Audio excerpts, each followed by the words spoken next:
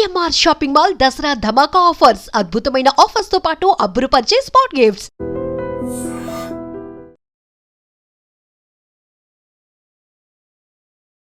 రాను బొంబాయికి రాను ఆ సాంగ్ ఎంత ట్రెండింగ్ లో ఉందో అందరికీ తెలుసు.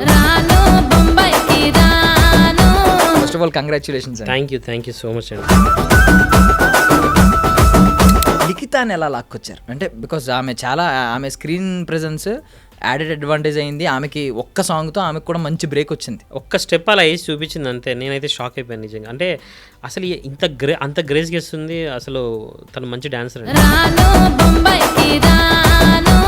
వర్మ, రీతి చౌదరి గారు వీళ్ళందరూ కలిసి స్టెప్ వేశారు. రాను బొంబాయి రాను ఎలా అని. ముఖ్యంగా నాగార్జున సార్ గారు మాట్లాడడం దాని గురించి అసలు ఆయన షాక్ అయ్యారు. 500 మిలియన్ అంత సింపుల్ అని అన్నాడు. నేనైతే షాక్ అయిపోయాను. నాగార్జున సార్ గారు మన పాట గురించి మాట్లాడుతున్నారు, ఇది కాలనా అని. అంటే బిగ్ బాస్ విషయానికి వద్దాం. ఈ బట్టలు ఉతికే కాన్సెప్ట్ ఏదైతే ఉందో తను ఒక్కడే సింగిల్గా అక్కడ పక్క నుండి బట్టలు ఉతుక్కోవడం వల్ల పెద్దగా మనకు అంటే మనోడి నుంచి ఏమీ రాకుండానే నువ్వు సింపతి గేమ్, నువ్వు ఫేక్, నువ్వు మాస్కుడు ఇలాంటి పదాలు వింటుంటే మీకు ఏమనిపించింది? వాళ్ళు ఏదో స్క్రీన్ స్పేస్ కోసము లేదంటే ఏదైనా కాంట్రవర్సీ చేసి హైలైట్ అవుదామని మాట్లాడుతున్న మాటల్లాగా అనిపిస్తుంది తప్ప ఇక్కడి నుంచి అతను బిగ్ బాస్ హౌస్లోకి వెళ్ళేటప్పుడు మేము అనుకున్నదైనా రాము అనుకున్నదైనా ఫేక్ వద్దు, ఏదో ఆడాలని ఆడేది వద్దు. ఏది నీ ఒరిజినాలిటీ ఏది ఉందో అదే చూపించు జనాలకి. అదంతా ఇన్నోసెంట్ ఫేస్ కదండి. రాము ఉండేది అలాగే, బయట బేసిక్గా ఉండేది కూడా అలాగే. ఏం చెప్తారు మనోడు ముందు నుంచి ఆకతాయిలా పెరిగాడా? ఇంట్లోకి తినడానికి కూడా డబ్బులు లేని పరిస్థితి ఉన్న టైంలో అతను అదంతా అర్థం చేసుకొని బట్టలు ఉతుకుతున్నాడంటే కారణం చిన్నప్పటి నుంచి ఆ స్ట్రగులింగ్లో అతను ఉండడం వల్లనే. Ladies and gentlemen, welcome to iDream media. నేను ప్రియదర్శన్. సో నాతో పాటు ఉన్న గెస్ట్ ఎవరంటే రాను బొంబాయికి రాను ఆ సాంగ్ ఎంత ట్రెండింగ్లో ఉందో అందరికీ తెలుసు. ఆల్మోస్ట్ ప్రతి ఒక్కరు మన తెలుగు వాళ్ళు అయితే ప్రతి ఒక్కరు కూడా మిస్ అవ్వకుండా వినేసి ఉంటారు ఆ సాంగ్ని. ఆల్మోస్ట్ 530 మిలియన్ దాకా వెళ్ళిందనమాట సాంగ్. ఎంతో పెద్ద సూపర్ సక్సెస్ఫుల్ అయిన సినిమాల్లో కూడా ఇలాంటి పాటలు అయితే ఉండవు. ఆ ఒక్క పాట 6 జీవితాలను ఆల్మోస్ట్ మార్చింది. అందులో ఒక వ్యక్తి మనతో పాటు ఉన్నారు. ఆయనే ఆ సాంగ్ యొక్క ఓనర్ అనమాట, దాని ప్రొడ్యూసర్ వలి గారు అలియాస్ శ్రీవలి చైతన్య గారు. మాట్లాడదాం. హాయ్, నమస్తే అండి. హాయ్ అండి, నమస్తే. బాగున్నారా? యా, ఫైన్ అండి. సో ఫస్ట్ ఆఫ్ ఆల్ అసలు అంత పెద్ద హ్యూజ్ సక్సెస్ అనిపించింది. రీసెంట్గా కన్నడలో 2 సినిమాలు వచ్చినాయండి. ఒక 2 years బ్యాక్ చూసుకుంటే KGF 2 ఒకటి, కాంతారా ఒకటి. ఇది 16 కోట్లు ఎంతో పెడితే 400 కోట్లు వచ్చిందంట కాంతారా. ఇదేమో 150 కోట్లు పెడితే 1150 కోట్లు వచ్చిందంట. అసలు ఏంటి ఇన్కమ్ అనుకున్నాం. ఇప్పుడు అలాంటి సినిమాలు ఎలా ఉన్నాయో, బ్లాక్ బస్టర్ సినిమాలు, బ్లాక్ బస్టర్ పాట మన రాను బొంబాయికి రాను. బడ్జెట్కి రెవెన్యూకి ఇంత తేడా ఉంటుంది కదా సార్? యా. బట్ మీరు ఏదైతే బిలీవ్ చేసి డబ్బులు పెట్టారో, పని చేయాలి, ఫలితం ఆశించకూడదు, మీరు అది చేశారు. ఈరోజు ఫలితం ఊహాతీతంగా వచ్చిందనమాట. First of all congratulations. Thank you so much అండి. యా, నేను కూడా అనుకోలేదు. అంటే హిట్ అవుతుంది అనుకున్నాం కానీ ఇంత పెద్ద హిట్ అవుతుందని అసలు ఎవరు అనుకోలేదు. 500 నెంబర్ అనేది చాలా మందికి డ్రీమ్ అండి. యాక్చువల్లీ మా ఫోక్ ఇండస్ట్రీలో అయితే అసలు ఇంపాసిబుల్. 500 మిలియన్ అనేది చాలా అది అలాంటిది ఇది 6-7 monthsలోనే కొట్టేసింది. చాలా హ్యాపీ అసలు. యా, అండ్ మోర్ ఓవర్ ఏంటంటే మేము 500 మిలియన్ తర్వాత ఏదైనా ఈవెంట్ ప్లాన్ చేస్తారేమో అని ఎక్స్పెక్ట్ చేసాం. యాక్చువల్లీ చేయాలి, రాము బిగ్ బాస్కి వెళ్ళక ముందే చేయాలి ఈ ఈవెంట్. కాకపోతే చాలా హరీబరీగా బిగ్ బాస్కి వెళ్ళాల్సి వచ్చింది కాబట్టి ఈ ప్రోగ్రామ్ని కొంచెం పోస్ట్పోన్ చేసాం అంతే. రాము ఎప్పుడు వచ్చినా సరే బిగ్ బాస్ నుంచి వచ్చిన వెంటనే ఉంటుంది 500 మిలియన్ సక్సెస్ ఈవెంట్ కన్ఫర్మ్. అప్పటికి 500 మిలియన్ ఉంటుందో 600 మిలియన్ ఉంటుందో అదే అప్పుడే చూసుకుంటాం. బట్ థింగ్ ఏంటంటే నార్మల్గా అయితే మీరు పార్టీకి కొన్ని ఐటమ్స్ అనుకుంటారు కదా, ఇవాళ అనుకుని ఉంటే కొన్ని ఐటమ్స్ అనుకుంటారు. మెనూ డబుల్ ఉండాలి, ఎందుకంటే మనోడు బిగ్ బాస్ జర్నీ కూడా యాడ్ అవుతుంది కదా. సో 2 సక్సెస్లు యాడ్ చేసి కొంచెం డబుల్ ఇంపాక్ట్ ఉండాలి పార్టీలో. మరి డెఫినెట్లీ యా, వెయిటింగ్ అండి దానికోసం కూడా. షూర్ మీరు ఆల్వేస్ వెల్కమ్ అండి పార్టీకి. అండ్ ఒక థింగ్ మాట్లాడుకోవాలి, మీరు ప్రీవియస్ ఇంటర్వ్యూలో చెప్పినట్టు నేను ఒకటి విన్నాను ఏంటంటే, నాకు ముందు నుంచి తమ్ముడు లెక్క, ఏదో సొంత తమ్ముడులాగే ఫీల్ అయ్యాను, తను నన్ను సొంత అన్నయ్యలాగే ఫీల్ అయ్యాడు. నాకు అది ఎక్కడ కనిపించిందంటే, ప్రొడ్యూసర్ మీరు ఈక్వల్ షేరింగ్ రెవెన్యూ అనుకున్నారు, అక్కడికి తనకి న్యాయం చేశారు. బట్ థింగ్ ఏంటంటే తన ఛానల్లో అప్లోడ్ చేశారు. అది ఏంటంటే తన ఛానల్ తనతో పాటు లైఫ్ లాంగ్ ఉండే ఛానల్ ఒక రేంజ్ లో గ్రో అయింది. 1 lakh నుంచి ఇప్పుడు 16 లక్షలు 17 లక్షలు వెళ్ళిందంటే అసలు సూపర్ సక్సెస్. తనతో పాటు లైఫ్ లాంగ్ ఉంటుంది ఆ ఛానల్. ఇక్కడ మీరు ఎక్కడా కూడా ఆలోచన లేదు, నా ఛానల్లో అప్లోడ్ చేసుకుంటే నాకు వస్తుంది కదా, ఛానల్ నాతో పాటు కంటిన్యూస్ గా ఉంటుంది కదా నేను ఆలోచన లేకుండా తను అడగగానే తన ఛానల్లోనే అప్లోడ్ చేద్దామన్నారు. అక్కడ నాకు నిజంగానే ఒక సొంత తమ్ముళ్ళ ఫీల్ అయ్యారేమో అనిపించింది. అది రాము మీద ఉన్న కంప్లీట్ నమ్మకము అండ్ మా ఇద్దరి మధ్యన ఉన్న బాండింగ్, అదే దానికి రీజన్. యాక్చువల్లీ ఇద్దరి మధ్యన మాకిద్దరు ఎటువంటి డిఫరెన్సెస్ ఏం లేవు. అంటే ఇంకా ఈక్వల్. వాళ్ళ ఇంట్లో 3 అన్నదమ్ములు 2 అక్క చెల్లెళ్ళు, నేను 6వ వాడిని అంతే. వాళ్ళు అలా ఫీల్ అవుతారు. నేను కూడా మా ఇంట్లో నాకు ఒక తమ్ముడు ఉన్నాడు, ఆ తమ్ముడు తర్వాత మళ్ళీ నాకు ఇంకో తమ్ముడు రాము, అలా ఉంది. అండ్ మీ గురించి కొన్ని విన్నానండి, మీరు అది అన్నారు కదా, మీరే చెప్పారు లాస్ట్ ఒక సినిమా తీసాను మొత్తం చాలా నష్టపోయాను. అవునండి. ఒక సినిమా తీసారంటే ఎంత రిస్క్ చేసి ఉంటారు. తీసానండి, 2,40,00,000 బడ్జెట్ సినిమా అది. కానీ దాంతో చాలా కొలాప్స్ అయ్యాను నేను, చాలా నష్టపోయాను. సినిమా పేరు చెప్పొచ్చా? వద్దండి, ఇంకా అది ఇంకా రిలీజ్ అవ్వలేదు. బట్ అది ఒక టైం వచ్చినప్పుడు డెఫినెట్గా చెప్తాను. అంటే రిలీజ్ అవ్వకముందే మీరు కొలాప్స్ అయిపోయినని ఎలా ఫీల్ అవుతుంది? అది అంటే పెట్టింది ఇంకా రికవరీ లేదు, అది రిలీజ్ అలా ఆగిపోయింది. దాని తర్వాతనే నేను చేద్దాం అనుకుంటున్నారా రిలీజ్ అయితే? టైం వస్తుంది దానికి, అది కొంచెం వేరే ప్రాసెస్లో ఉంది, చెప్తాను. బట్ రికవర్ అయ్యారా అప్పుడైతే దీని దెబ్బతో? రాను బొంబాయి రాను పాటతో అంటే దీని బిఫోరే రికవర్ అయ్యాను. వేరే అంటే నేను యాక్చువల్లీ దీని బిఫోర్ వేరే బిజినెస్ ఎంటర్ప్రీనర్గా ఉన్నాను, వేరే బిజినెస్ చేసి కింద మీద పడి ఓవరాల్గా దీనికి బిఫోర్ ఇంకో 2 సాంగ్స్ తీశాను.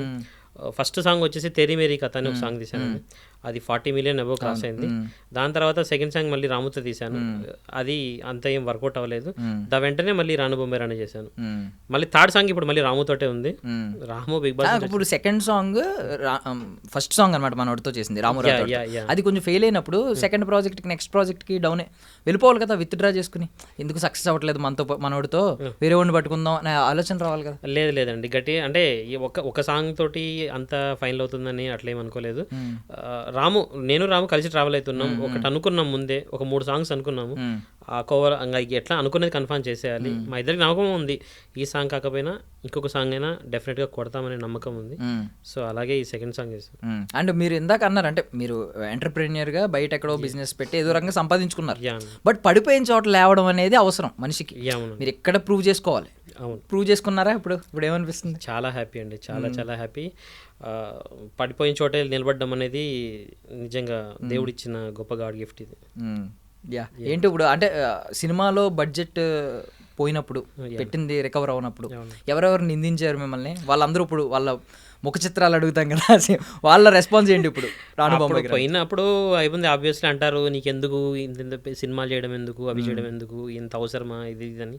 బట్ ఈ రోజు హిట్ కొట్టిన తర్వాత మళ్ళీ వాళ్ళే తిరిగి కాల్ చేసి అందరు కంగ్రాచులేషన్ చెప్పి అసలు చాలా మంచి పొజిషన్కి వెళ్ళావు, చాలా సంతోషం, ఇంత మంచి సక్సెస్ కొట్టాను, మళ్ళీ తిరిగి వాళ్ళే అప్రిషియేట్ చేస్తున్నారు.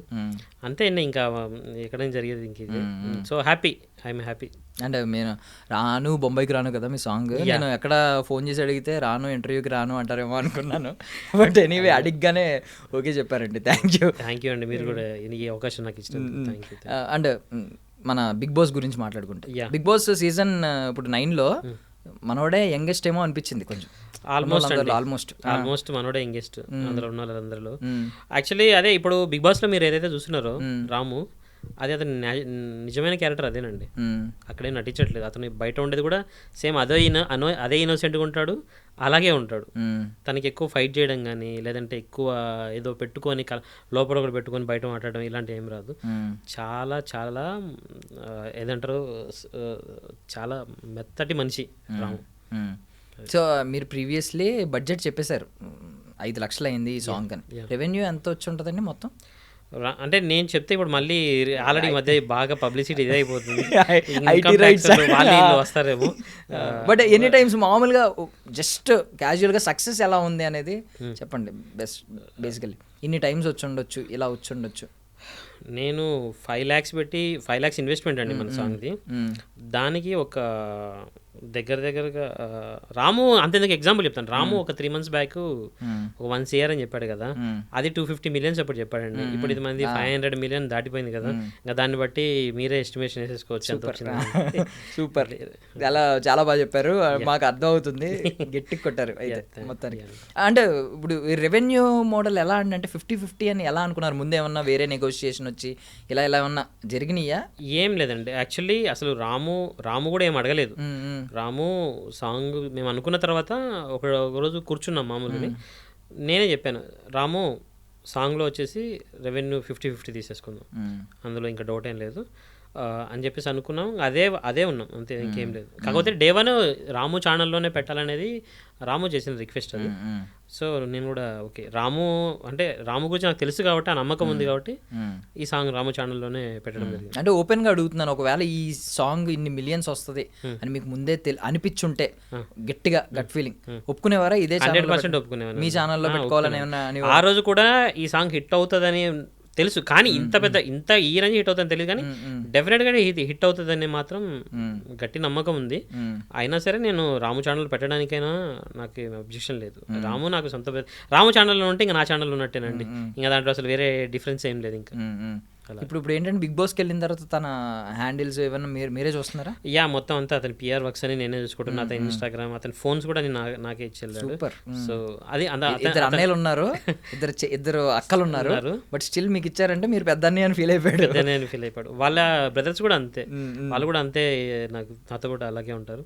సేమ్ 2 ఫ్యామిలీస్ ఈక్వల్ అయిపోయాయి. సూపర్. ఈ బాండింగ్ మేము కూడా లైఫ్ లాంగ్ కంటిన్యూ అవ్వాలని కోరుకుంటున్నాం అండి. ఒక సక్సెస్ఫుల్ బాండ్ అయితే దేవుడు కొన్ని నేచర్ క్రియేట్ చేస్తుంది బాండ్స్, అలా క్రియేట్ అయింది కాబట్టి. నా వైపు నుంచి పక్కన పెడితే మామూలుగా రాముకి ఇంత ముందు ఉన్న మీద కంటే ఇప్పుడు ఫేమ్ చాలా వచ్చింది, క్రేజ్ ఇంత వచ్చింది.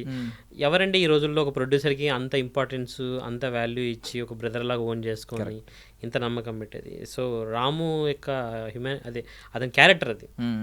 ఈవెన్ నెక్స్ట్ సాంగ్ ముందే కమిట్ అయ్యారా? ఒకటి అనుకున్నాము ముందే అని, కాకపోతే ఈ సాంగ్ హిట్ అయిన తర్వాత కూడా మళ్ళీ దాని మీద స్టిక్ అయి ఉన్నాం. ఇప్పుడేం యాక్చువల్లీ రాముకి ఇప్పుడేం అవసరం లేదు. ఇప్పుడు రాము కావాలంటే రాము ఇన్వెస్ట్మెంట్ చేసుకుంటాడు, తనే పెట్టుకుంటాడు. కానీ స్టిల్ అది అలా ఏం లేదు, మనం ఏదైతే ముందు అనుకున్నామో దాని ప్రకారమే యాజ్ యూజువల్ కంటిన్యూ అవుతుంది. అది కూడా బ్లాస్ట్ అవుతుందండి, గట్టి బ్లాస్ట్ అవుతుంది ఆ సాంగ్ కూడా. అది హిట్ రేంజ్ అనేది నేను చెప్పలేను, కానీ డెఫినెట్గా మొత్తం సాంగ్ ఏమనేసారా? రెడీ అండి, సాంగ్ అంతా రెడీ, వస్తే వీడియో షూట్ చేయడం అంతే బ్యాలెన్స్. సో ఈ సాంగ్ వచ్చేసరికి కొంచెం సినిమాటిక్ స్టైల్లో ఒక రేంజ్ లో చేశారు. అసలు ఆ బ్యాక్గ్రౌండ్ సెటిల్ కానీ అదంతా ఏంటి ఇంత ఈ రేంజ్ లో చేశారా అనిపించింది. సీరియస్లీ 5 లక్షలు అంటే నేను ఫస్ట్ బిలీవ్ చేయలేకపోయాను. అంటే అది ఇన్వెస్ట్మెంట్ తక్కువ, దాని వెనకాల ఉన్న హార్డ్ వర్క్ ఎక్కువ అండి. ప్లానింగ్ ఇదంతా ముందు ప్రీ ప్లానింగ్ చేసుకొని చేయడం వల్ల ఆ బడ్జెట్లోనే క్లోజ్ చేయగలిగాం. అలా ఇప్పుడు బిగ్ బాస్ చూస్తున్నారు మీరు కూడా. నిన్న కొంచెం రాముని కొంతమంది టార్గెట్ చేసి కార్నర్ చేసినట్టు అనిపించింది. పాపం మంచిగానే ఉన్నాడు మనోడు. అసలు ఎందుకు ఇంత స్టార్టింగే అంటే మనోడి నుంచి ఏమీ రాకుండానే నువ్వు సింపతి గేమ్, నువ్వు ఫేక్, నువ్వు మాస్క్డ్ ఇలాంటి పదాలు వింటుంటే మీకు ఏమనిపించింది? యాక్చువల్లీ వాళ్ళు ఏదో స్క్రీన్ స్పేస్ కోసము లేదంటే ఏదైనా కాంట్రవర్సీస్ హైలైట్ అవుదామని మాట్లాడుతున్న మాటల్లాగా అనిపిస్తుంది తప్ప అసలు రాముకి అక్కడ తను సింపతి కార్డు వాడాల్సుకున్న అవసరం లేదు. అతను ఉండే నేచర్ అది. అంతేకాక స్టార్టింగే రాముకి ఇచ్చిన టాస్క్ ఏంటంటే బట్టలు ఉతకడం. అందరి బట్టలు అతను ఉతికి ఐరన్ చేయడం అనేది అతని పని. అసలు అది చేతులతో ఉతకడం అనేది ఎంత పెద్ద టాస్క్ అంటే అతను ఆల్మోస్ట్ ఆ వర్క్లోనే ఉంటున్నాడు. ఇంక ఇక్కడ ఎవరితో ఏ విధంగా సింపతి కార్డు పెట్టుకొని అతను ట్రై చేస్తాడు? ఇదంతా కావాలని వాళ్ళు ఏదో ఆ స్క్రీన్ స్పేస్ తీసుకోవడం కోసం మాట్లాడుతున్న మాటలు తప్ప ఇంకా వేరేది. బేసికల్లీ బట్టలు ఉతకడం అనేది అబ్బాయిలకి అలవాటు లేని పని నిజంగా. ఇది వితౌట్ మెషిన్ చేత్తో ఉతకాలంటే, దట్టు ఇల్లందరివి ఉతకాలంటే. మనోడు గురించి మీరు ఏం చెప్పారు? లాస్ట్ కొడుకు, ముందు 2 అన్నయ్యలు 2 అక్కలు అన్నారు. సో మనోడిని ఎలా ఉంటుందంటే, మా అంచనా ఇంట్లో ఎప్పుడు లాస్ట్ కొడుకు కొంచెం హ్యాపీగా ప్యాంపరింగ్ చేస్తూ ఆకతాయిగా అల్లరి చిల్లరగా పెరుగుతూ ఉంటాడు, చాలా గారాబం చేస్తారు, ఏ పనులు చేయడు అనే ఫీలింగ్ మాకుంటుంది. సో అక్కడికి వెళ్ళిన తర్వాత నాకు ఈవెన్ ఆ బట్టలు పెట్టిన తర్వాత కూడా ఎక్కడ కంప్లైంట్ చేయలేదు, మనోడు బాధపడిన సందర్భం లేదు. వాళ్ళ నుంచి కూడా ఏంటి నువ్వు బట్టలు సరిగ్గా ఉతకలేదు, నా ఉతకలేదు అని ఎవరి నుంచి కూడా వినిపించలేదు. సో ఏం చెప్తారు? మనోడు ముందు నుంచి ఆకతాయిలా పెరిగాడా? లేదు విజేత సినిమాలో చిరంజీవి కూడా లాస్ట్ కొడుకే, కానీ చాలా గొప్ప మంచి బాధ్యతతో పెరిగినోడు. సో అలా ఏమన్నా మనోడు ముందు నుంచి బాధ్యతలు తీసుకుని పెరిగినోడు? ఆ సినిమాతో కంపారిజన్ కాదనండి. రాము వచ్చేసి చిన్నప్పటి నుంచి వాళ్ళ ఫ్యామిలీ చాలా స్ట్రగులింగ్, అంటే చాలా బిలో మిడిల్ క్లాస్, అంటే చాలా ఒక పేద కుటుంబమే వాళ్ళు. కూలి పని చేసుకుని వాళ్ళ మదర్ ఫాదర్ చిన్నప్పుడు కూలి పనికి వెళ్ళి చేసుకుని వచ్చేవాళ్ళే. వాళ్ళ అన్న ఇద్దరు కూడా పెద్ద చదువుకున్నది ఏం లేదు, వాళ్ళ ఆర్థిక స్తోమత కూడా అంతంత మాత్రమే. అయితే ఇంట్లో అందరికంటే చిన్నవాడు ఇతనే అయినా కూడా అసలు ఆ ఫ్యామిలీ ఈరోజు నిలబడడానికైనా లేదంటే అందరూ ఈరోజు బెటర్గా ఉండడానికి కారణం ఓన్లీ రామయ్య. ఆ ఫ్యామిలీకి అయితే చిన్నప్పటి నుంచి కష్టపడే మనసత్వం అన్నోటిది. దానికి ఒక చిన్న ఇన్సిడెంటే చెప్తాను నేను. మామూలుగా అతను లాక్డౌన్, మన 2020 లాక్డౌన్ అప్పుడు ఆ టైంలో, అప్పటికి అతను ఇంకా ఏ సాంగ్ చేయలేదు, ఈవెన్ సొమ్మసిల్లిపోతున్నాం అనే సాంగ్ కూడా రాలేదు. ఆ టైంలో వాళ్ళ ఫ్యామిలీ ఇంట్లోకి తినడానికి కూడా డబ్బులు లేని పరిస్థితి ఉన్న టైంలో అతను అదంతా అర్థం చేసుకొని వాళ్ళ ఉంటున్న ఊర్లోనే ఒక కూరగాయల బండి పెట్టుకొని, తోగుడు బండి పెట్టుకొని కూరగాయలు వీధి తిరిగి అమ్మి డబ్బులు సంపాదించి ఆ ఇంట్లోకి ఫుడ్కి అరేంజ్ చేశాడు. అంత అంటే వయసులో చిన్నవాడైనా అంత పెద్ద బాధ్యతలు తీసుకున్న పర్సన్ అతను రాము. సో మనోడైతే అలా చిన్నప్పటి నుంచి అలా పెరగలేదు. ఈరోజు ఆ బట్టలు ఉతుకుతున్నాడంటే కారణం చిన్నప్పటి నుంచి ఆ స్ట్రగులింగ్లో అతను ఉండడం వల్లనే. మీరు చెప్తే కానీ ఇప్పుడు తెలియలేదు లాక్డౌన్లో ఇలా ఉన్నాడా? అవునండి చాలా బిఫోర్ అతను ఈవెన్ బొంబాయి రాను బిఫోర్ వరకు డీలోకి ఎంటర్ అవ్వక ముందు కూడా చాలా స్ట్రగులింగ్ ఫేస్ చేశాడు. బట్ కష్టం విలువ తెలిసినోడు ఎప్పటికైనా సక్సెస్ అవుతాడు. ఎగ్జాక్ట్లీ. సో అది ఇప్పుడు చూడొచ్చు, రేపు చూడొచ్చు, ఎల్లుండి చూడొచ్చు. బట్ ఆల్రెడీ మనం చూసేసాం రాము రాథోడ్ సక్సెస్ అయితే. సో అది ఇంకా మనమే కాదు, ప్రపంచం చూసేసింది. అవును.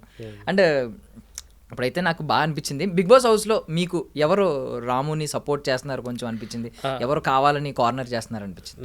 నాకైతే భరణి అన్న బాగా అర్థం చేసుకున్నారు రాముని. యాక్చువల్లీ రాము గురించి చాలా ఆయన 2-3 సందర్భాల్లో కూడా చెప్పాడు బిగ్ బాస్ హౌస్లోనే. చిన్నవాడైనా సరే వాళ్ళ ఫ్యామిలీని అంత పొజిషన్ తీసుకొచ్చాడంటే చాలా గ్రేట్ విషయం అని అది బాగా అర్థం చేసుకున్నాడు. రాము ఒరిజినల్ క్యారెక్టర్ని ఇదంతా భరణి గారు బాగా క్యాచ్ చేశారు. ఆపోజిట్ అంటే ఈ కామనర్స్ ఎవరైతే ఉన్నారో, అంటే నేను వాళ్ళకేమీ వ్యతిరేకమేం కాదు, కానీ కాకపోతే వాళ్ళు ఏదో స్పేస్ తీసుకోవాలి, ఖచ్చితంగా నెగిటివ్ ఏదో మాట్లాడాలి అన్న విధంగా, నెగిటివ్ ఏదో చేసి మనం ఖచ్చితంగా కనిపించాలి, హైలైట్ అవ్వాలన్న విధంగా మాట్లాడుతున్నారు, కానీ ఒక లాజిక్ పాయింట్ అయితే లేదు. నిన్న మనీష్ గారు కూడా రాము గురించి నువ్వు సింపతి కార్డు వాడుతున్నావు అది ఇది అన్నారు, కానీ అసలు సింపతి కార్డు వాడడానికి అక్కడ అసలు ఆప్షన్ కూడా లేదు. రాము ఏమన్నాడు సింపతి కార్డు అంటే? ఏం వాడాడు అసలు ఏం వాడాడో కూడా అది రీజన్ లేకుండా చెప్పేశాడు. నేనే బట్టలు తూతున్నా అని బాధపడినా ఒక సింపతి, లేదంటే నేనే చిన్నోడిని అందరిలోకి అని చెప్పినా, లేదు ఇంట్లో వాళ్ళు మిస్ అవుతున్నాను అని కొంతమంది ఏడుస్తున్నారు ఆల్రెడీ. మనోడు యాడ్ అవడం కూడా నేను చూడలేదు. అదేమీ లేదు, ఏదో జస్ట్ హైలైట్ అవ్వాలని మాత్రం చెప్పినట్టే ఉంది మనీష్ గారు. మంచోడు అని ప్రూవ్ చేసుకోవడానికి ట్రై చేస్తున్నాడు అనేది వాళ్ళ పాయింట్. కానీ రాము ఒరిజినల్ క్యారెక్టర్ అదేనండి. ఇతను ఇక్కడ నుంచి అతను బిగ్ బాస్ హౌస్లోకి వెళ్ళేటప్పుడు మేము అనుకున్నదైనా రాము అనుకున్నదైనా ఫేక్ వద్దు, ఏదో ఆడాలని ఆడేది వద్దు, నీ ఒరిజినాలిటీ ఏది ఉందో అదే చూపించు జనాలకి. రాము కూడా అదే చెప్పాడు, నేను ఒరిజినల్ అదేది ఉందో అదే ఆడతాను, వేరేది ఏది చూపించదని చెప్పేసి వెళ్ళాడు. సో మనం ఏదైతే చూస్తున్నామో ఇన్నోసెంట్ ఫేస్, అదంతా ఇన్నోసెంట్ ఫేస్ కదండి. రాము ఉండేది అలాగే, బయట బేసిక్గా ఉండేది కూడా అలాగే. సో కొంతమందికి డౌట్ ఉండొచ్చు, సో ఆ బేసిస్ మీద అడుగుతున్నాను. నార్మల్గా బిగ్ బాస్లో కొంతమంది ముందు ఎవరి కాల్లో ఒక్కొక్క స్ట్రాటజీలు ప్లానింగ్స్ ఉంటాయి. అంటే మంచోళ్ళ ఉంటే కొన్నాళ్ళు ఎక్కువ సర్వైవ్ అవుతాం, లేదంటే ముందు నుంచి గొడవలు పెట్టుకుంటే స్క్రీన్ స్పేస్ ఉంటుంది, ఇలాంటి ఆలోచనలు ఉంటాయి. మీకు ఈవెన్ చాలా మందిని చూస్తే డౌట్ వస్తుంది, ఎందుకంటే పాయింట్ లేకపోయినా అరిచే వాళ్ళు, కావాలని రాద్ధాంతం చేసేవాళ్ళు మనం చూస్తూ ఉంటాం బిగ్ బాస్లో. సో వాళ్ళని చూసినప్పుడు వీళ్ళు ప్లానింగ్తో వచ్చారు, ఎక్కువ స్క్రీన్ స్పేస్ కావాలని అనిపిస్తుంది. కొంతమంది ఇప్పుడు రాము లాంటి వాళ్ళని వీళ్ళు నిందించేది ఏంటంటే మంచోడ్లా ఉంటే ఎక్కువ సర్వైవ్ అవుతావు అనే ఫీలింగ్తో నువ్వు మంచోడ్లా ఉంటున్నావు అని. సో ఏంటి రాము స్ట్రాటజీ ఏంటి అసలు బిగ్ బాస్లోకి ఎంటర్ అయ్యే ముందు? అసలు స్ట్రాటజీస్ అని ఏమనుకోలేదండి. రాము ఏదైతే తను ఒరిజినల్గా క్యారెక్టర్ ఏది ఉందో దాంతోపాటు ఆడుకుందామని వెళ్ళాడు. అలాగే అర్థం గెలవాలనే ఏం వెళ్ళలేదు, వెళ్ళిన వాడు మంచి పేరుతోనే బయటికి రావాలి. అతను ఏదైతే బయట ఇక్కడ ఏదైతే ఇండస్ట్రీలో మంచి పేరు తెచ్చుకున్నాడో అదే పేరుతో బయటికి రావాలనే ఉద్దేశంతో వెళ్ళాడు. So go with the flow.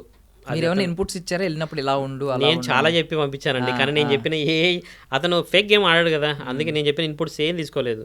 అతను ఎలా ఉన్నాడో అలాగే ఆడుతున్నాడు. మేము చాలా చెప్పి పంపించాం, కానీ ఏవి తీసుకోలేదు. అతను ఒరిజినాలిటీ ఆడుతున్నాడు. ఇప్పుడు ఈ రాను బొంబాయికి రాను ముందు మనోడు కొంచెం లోలో ఉన్నాడు తెలుసు, మీరు చెప్పారు చాలా లోయర్ మిడిల్ క్లాస్ అని చెప్పారు. దానికి ముందు ఒక సాంగ్ కొంచెం ఓకే, సాంగ్ వచ్చిన తర్వాత కొంచెం ఫెమిలియర్ అయ్యాడు. ఎప్పుడైతే రాను బొంబాయికి రాను వచ్చాడో మొత్తం మనోడు చాలా ఫెమిలియర్ అయిపోయాడు. ఏంటి ఎంత మార్పు వచ్చింది వాళ్ళ లైఫ్ స్టైల్స్లో మొత్తం అందరిలో?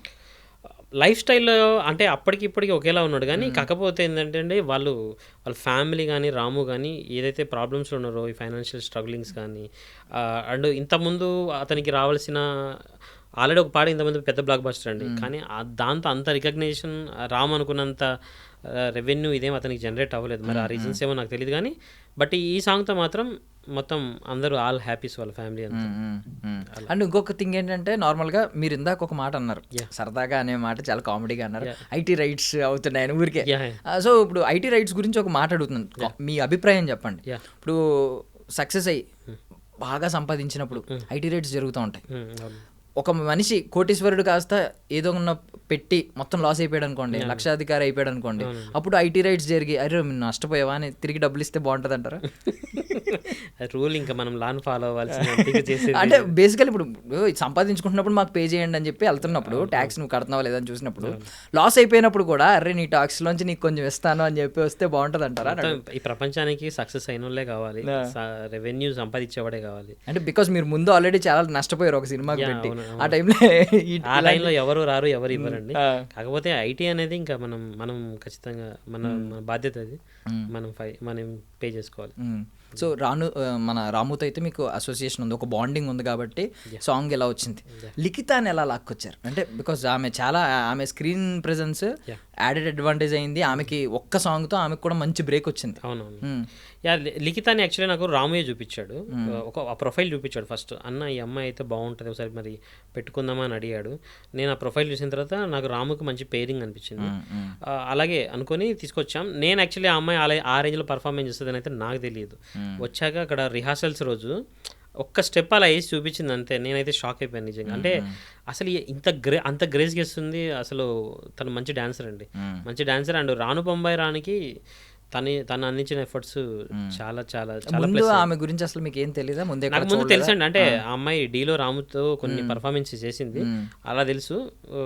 సో వాళ్ళ డాన్స్ క్లాస్ గురించి తెలుసు కానీ ఇంకా పెద్దగా నాకేం పరిచయం లేదు. ఇప్పుడు ఏంటి దీని తర్వాత ఏమన్నా లిఖితతో మీకు ఏమన్నా కొంచెం వాళ్ళ ఫ్యామిలీతో మీకు ఏమన్నా అసోసియేషన్ వచ్చిందా? నెక్స్ట్ ఏమన్నా కంటిన్యూ చేసే ఛాన్స్ ఉందా? నాకైతే అంత పెద్ద అసోసియేషన్ ఏం లేదు, కాకపోతే ఆ అమ్మాయి ఎప్పుడు కనిపించినా బాగా మాట్లాడతారు. డెఫినెట్ గా ఏదైనా సాంగ్స్ తనకు నా దగ్గర నుంచి ఏమైనా సూట్ అయ్యే సాంగ్స్ తనకుంటే డెఫినెట్గా నేను ఆ అమ్మాయికి చెప్తాను. ఈవెన్ దో రాము తీసుకొచ్చినా కూడా ఆమెని, ఆమెకి రాము మీద కొంచెం గ్రాటిట్యూడ్ ఉంటుంది అండ్ మీ మీద కూడా చాలా గ్రాటిట్యూడ్ ఉంటుంది.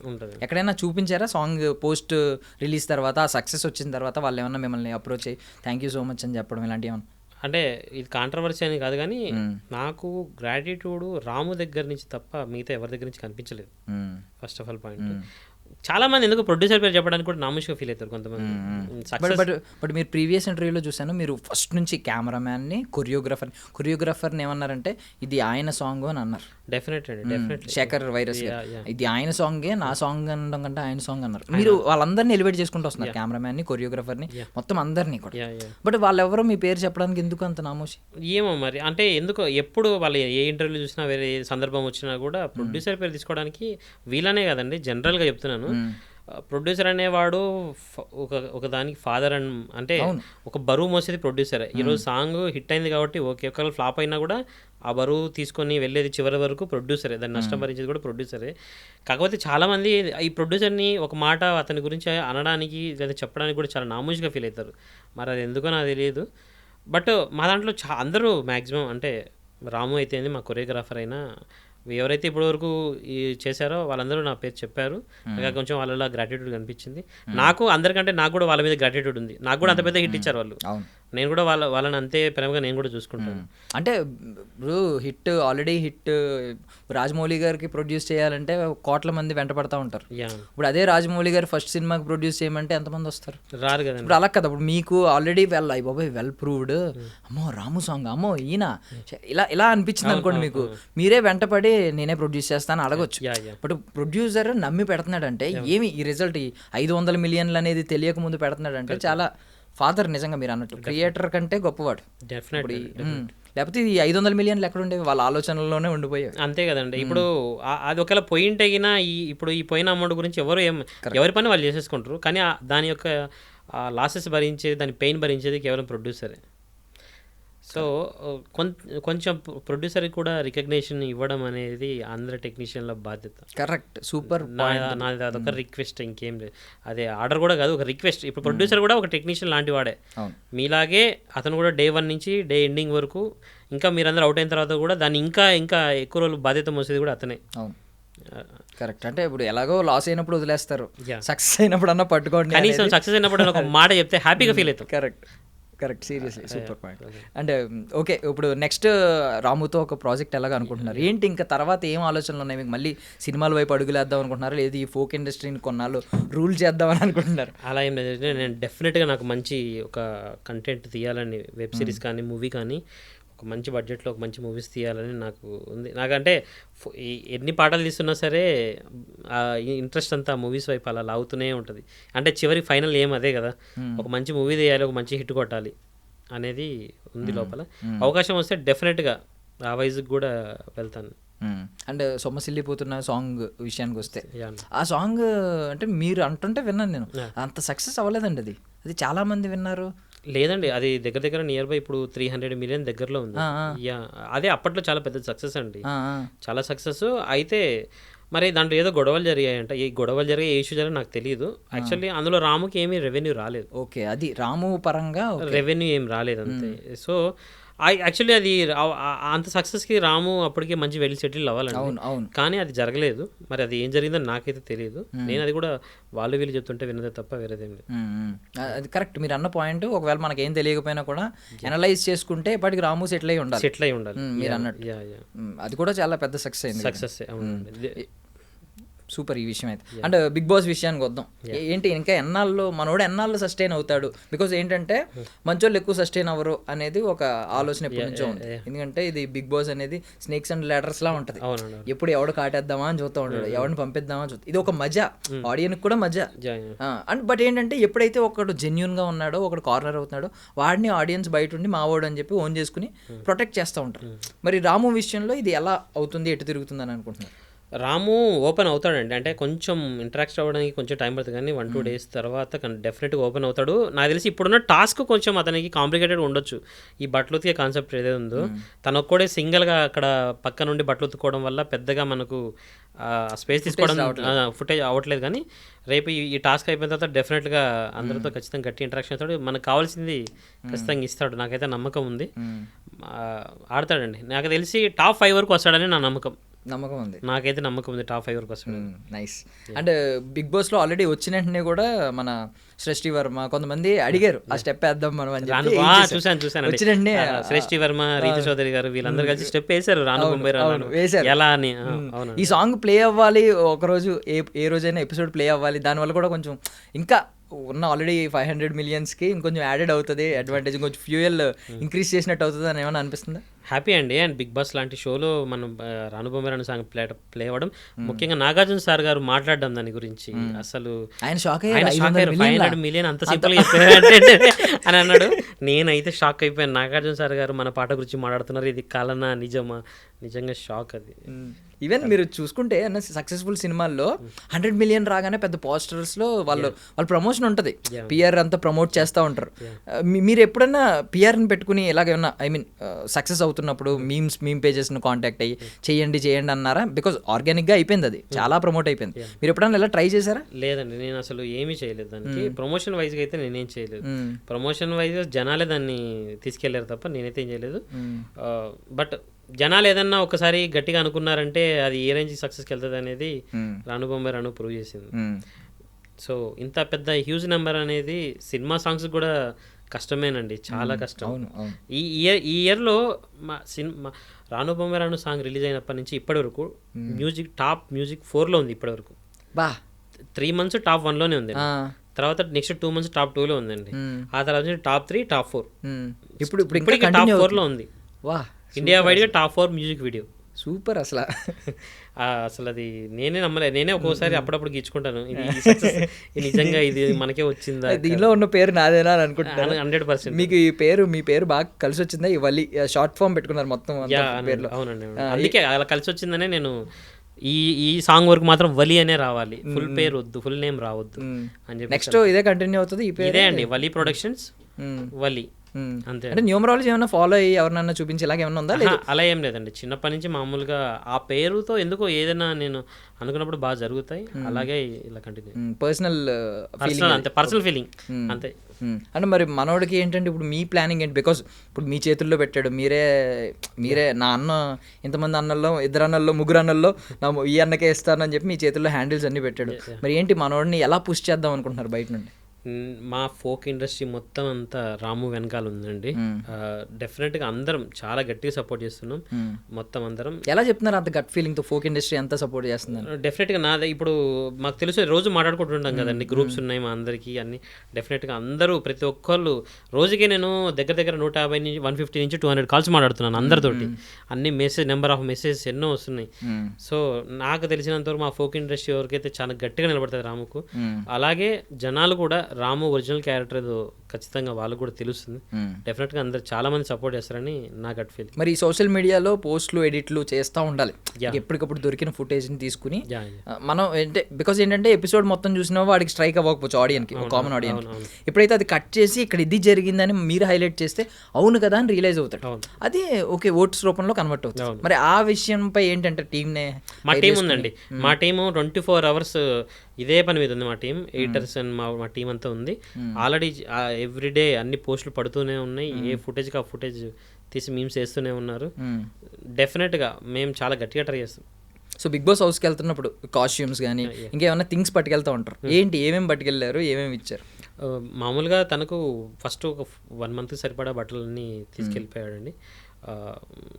తను ఎప్పుడు బయట ఏం వేసుకుంటాడో రెగ్యులర్గా అవే తీసుకెళ్ళిపోయాడు. దానికోసం స్పెసిఫిక్గా ఏం లేదు. మామూలు షాపింగ్ చేశాడు, ఒక 2 lakhs వరకు షాపింగ్ చేశాడు. మామూలు తను ఎప్పుడు ఎలా వేసుకుంటాడో అలాగే షాపింగ్ చేసుకొని తీసుకెళ్ళిపోయాడు.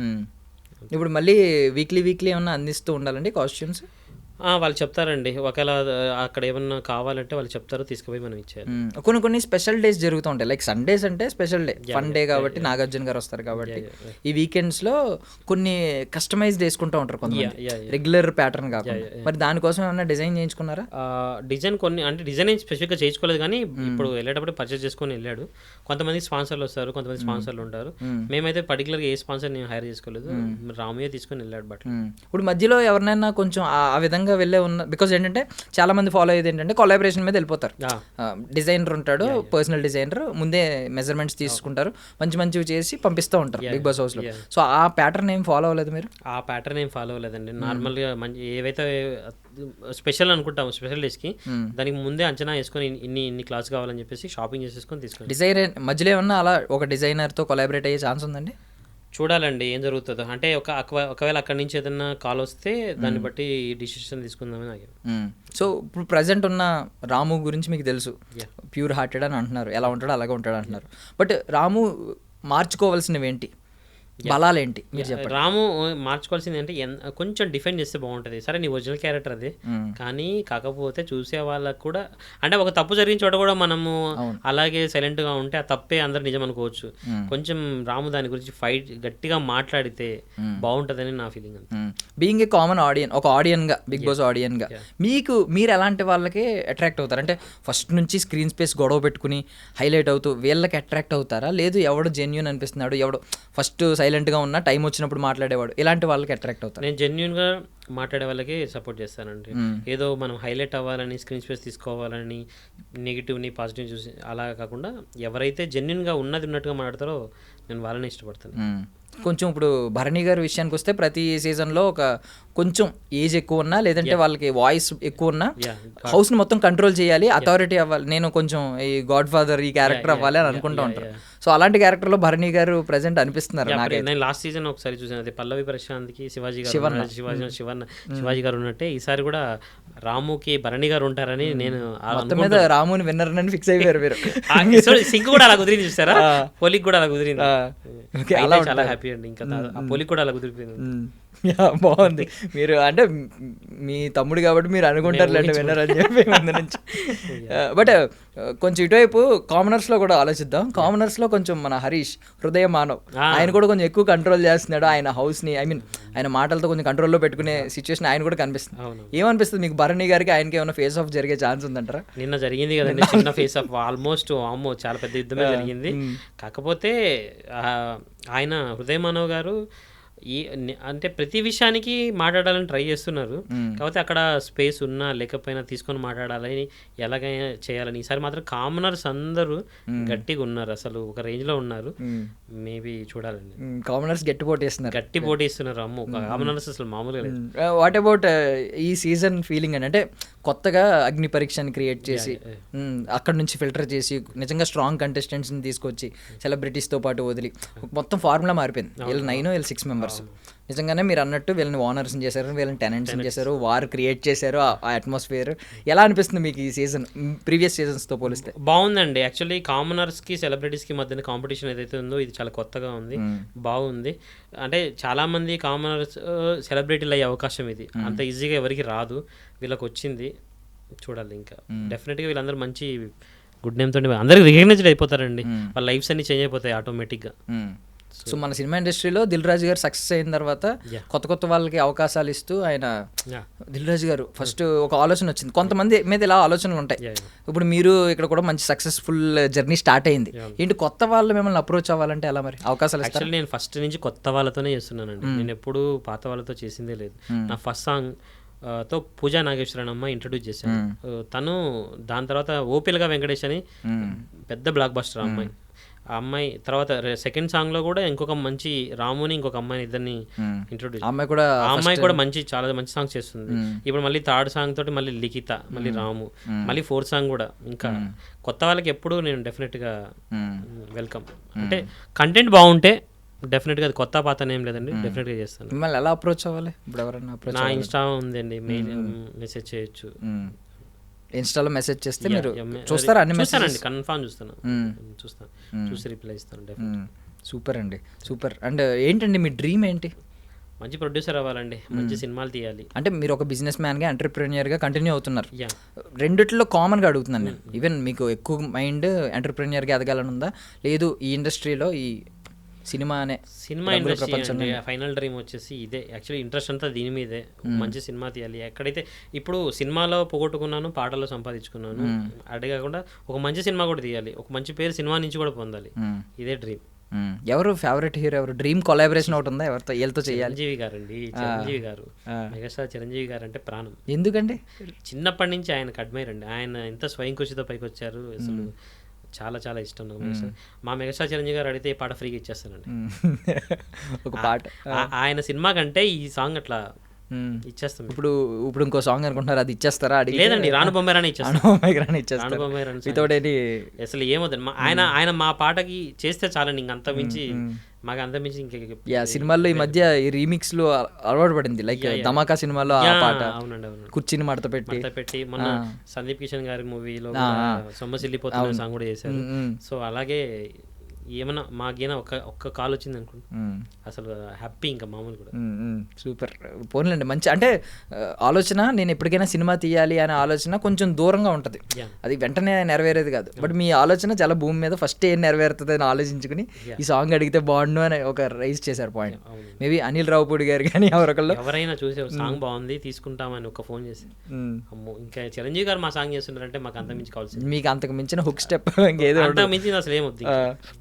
సూపర్. అండ్ ఏమన్నా డైరెక్టర్ ఎవరైనా ఉన్నారా, డ్రీమ్ డైరెక్టర్? అంటే వీళ్ళతో కొలాబరేట్ అయ్యి ఒక ప్రొడ్యూసర్గా నేను ఉంటే అలా ఏం డ్రీమ్ డైరెక్టర్ ఏం లేదండి. ఎవరైనా మంచి కంటెంట్తో నాకైనా బాగుంది అనిపిస్తే డెఫినెట్గా వాళ్ళతో కొలాబరేట్ అయ్యి చేస్తాను. సినిమాల్లో కూడా ఇప్పుడు కొత్త వాళ్ళు డైరెక్టర్ ఎవరైనా వస్తే చేస్తాను. భయం లేదు, బికాస్ బడ్జెట్ ఉంటుంది కదా ఎక్కువ, సాంగ్కి బడ్జెట్ చాలా తక్కువ, సినిమాకి బడ్జెట్ అంటే మీరు అన్నట్టు తడిచి వాచిపోద్ది. ఆ భయం ఏం లేదు కాబట్టి అండి, ఫస్ట్ సినిమాకి అంత పోగొట్టాను. నా ఫస్ట్ సినిమా నేను దగ్గరగా నా ఏజ్ అప్పుడు 26-27 ఇయర్స్, అప్పుడే 2 crore అబౌవ్ మూవీ తీశాను. ఇప్పుడు ఎందుకు భయపడతాను అంటే, నాకు కంటెంట్ బాగుంది అంటే దాని మీద నేను రిస్క్ చేస్తానండి, ఆ కంటెంటే మెయిన్ ఇంపార్టెంట్. నాకు ఇప్పుడు చిన్న వెబ్ సిరీస్లు వస్తున్నాయి కదండి ఈ మధ్యకాలంలో, లిటిల్ హార్ట్స్ అని, ఇంకా 90s వెబ్ సిరీస్ అని, ఈటీవీలో చాలా మంచి వెబ్ సిరీస్లు వస్తున్నాయి. అలాంటి ఏమైనా చిన్న వెబ్ సిరీస్లు కానీ చిన్న సినిమాలు ఫస్ట్ అలా తీసుకుంటూ వెళ్ళాలనేది నా డ్రీమ్. సూపర్, బాగుంది ఐడియా. అయితే ఖచ్చితంగా మీరు సక్సెస్ అవ్వాలని మేము మనస్ఫూర్తి